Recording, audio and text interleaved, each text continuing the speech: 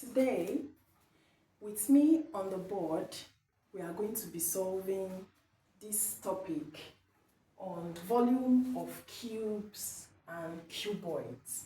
So on the board, we have this question. It says that below are diagrams of a small cube and a larger cuboid. How many of the small cubes can be fully fitted into the larger cuboid? All measurements are in centimeters. So we're given a smaller cube and a larger cuboid. Now, I want you to take note of these words, fully fitted. So as you are solving, this should always ring at the back of your mind, fully fitted, meaning it is not supposed to exceed, it's not supposed to pass any of the lengths of the cuboid. So they are asking us how many of this shape can fully fit into this shape. So look at this big shape. If you look at it very well, we're given the length, okay, to be 20 centimeter. We're given the width to be 9 centimeter. And we're also given the height, okay, to be 10 centimeter. All these measurements are for the larger shape. Now they are asking us how many of this small shape, which is the cube, can fit into this large shape. So what we are going to do, look at this cube.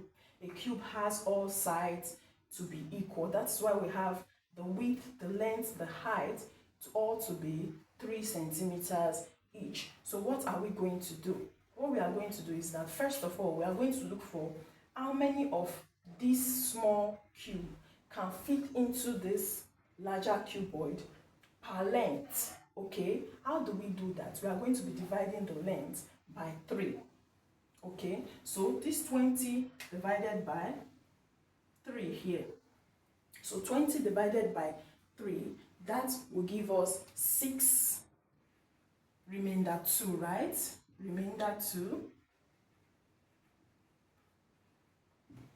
If we say let's extend this and add 1 to this 2, that means it's going to be what? 21 centimeter. That means across the length, this will fit into this larger shape 7 times, and there will be a spill. It will not be fully fitted. Because it will not be fully fitted, we'll end it at what? 6. We are not going to exceed 6.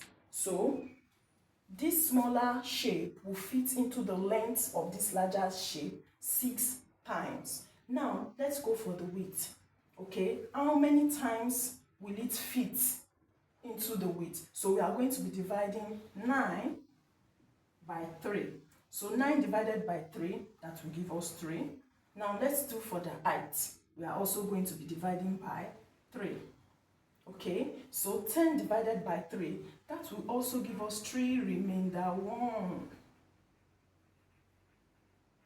Okay, now if you say, because it's remaining 1, let's add 2 to the 1 so that it will fit in 4 times. Then for this height, there will be protrusion.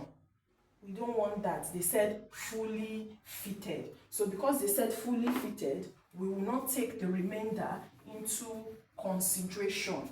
So we have 6 for the length, 6 times, 3 times for the width, and 3 times for the height. So what we are going to do now is we are going to multiply all these times from length to width to height, so that we have 6 times 3 times 3.